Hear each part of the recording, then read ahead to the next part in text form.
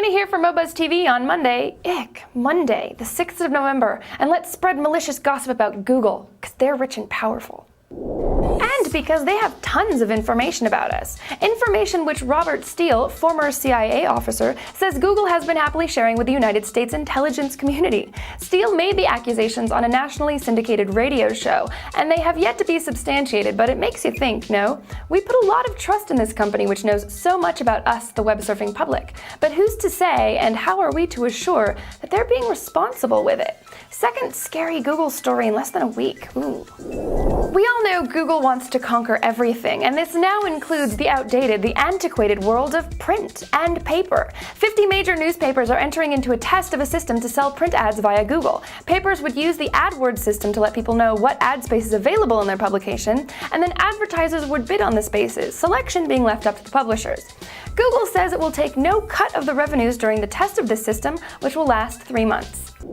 Now, over to France. What do you think of when you think of French culture? Matisse, Camus, strange films? Yeah, the arts. Well, the French Minister of Culture wants to expand his field to include video games. Renaud Donadieu de Vab recently gave medals from the Order of Arts and Letters to 3 video game designers, including the creator of Donkey Kong.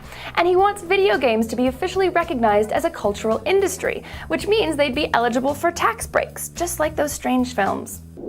In the world of digital music, Microsoft has launched its Zune Players companion site, zune.net, where you can explore different aspects of the player and read up on music news and stuff. And of course, they will be launching the Zune Marketplace for downloads, which means that after November 14th, the MSN Music Store will be no more. We came across this website, liveleak.com, the other day, and just wanted to share our WTF moment with you. The intrigue starts with the absence of any About Us page and continues with taglines like leaking media to the public, and the definitions of live, broadcast while happening or being performed, and leak, to disclose secret, especially official information anonymously as to the news media. It seems they have some very lofty ambitions, considering that the first 3 videos on their browse page were titled Painful Leapfrog, Ball to the Face, and Dumbass Car Crash.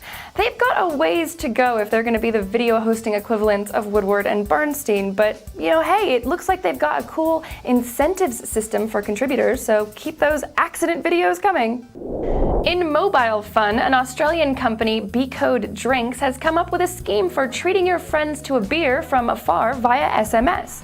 You purchase the drink via mobile and your friend receives an encoded SMS voucher that is scanned at their watering hole and exchanged for a drink.